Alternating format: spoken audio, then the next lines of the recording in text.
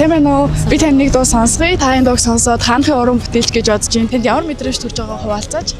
За, та зөвлөж хөвчээ зөвч. За, тэгье.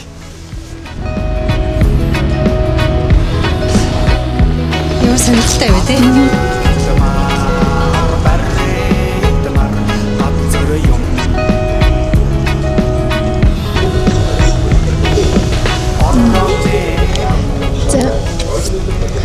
Орон бүтээлийнх нэрийг бол мэдэхгүй. Гэхдээ Турк, Казахстан. За, бурят юм шиг байна ер нь бол.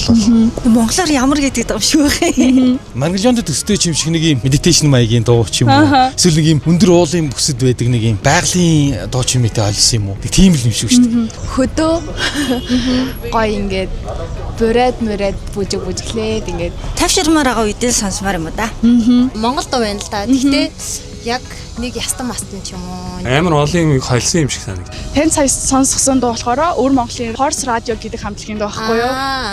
Оо, за. Тэгээд энэ хамтлагийн болохоор онцлог нь юу вэ гэвэл нэг урсгал хэм маягт баригддгүү уламжлалт болон орчин үеийн элементийг ингэж хослуулж тоглодог юм өрмөц онцлогтой хамтлаг байгаа.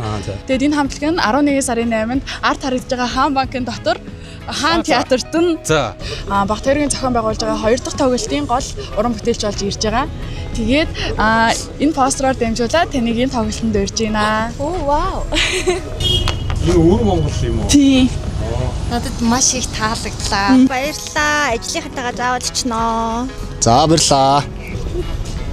Гоё юмтай таарлаа. Би угсаа Багт хоргийн лайв сешны орсон дугаар болгоны ч үзэж байгаа. Сүүлийн 2 дугаар л үзэж чадаагүй. Тэрнээс ширнэ үл их нь үзсэн шүү. Гоё. Таар чи оргил орж ирээд тэр хит туунууд өөрөө тусч ямар гоё байваа. Баярлаа. Баярлалаа тань. За, баярлаа. За, орой гоё өнгөрүүлээ. За. Баярлалаа.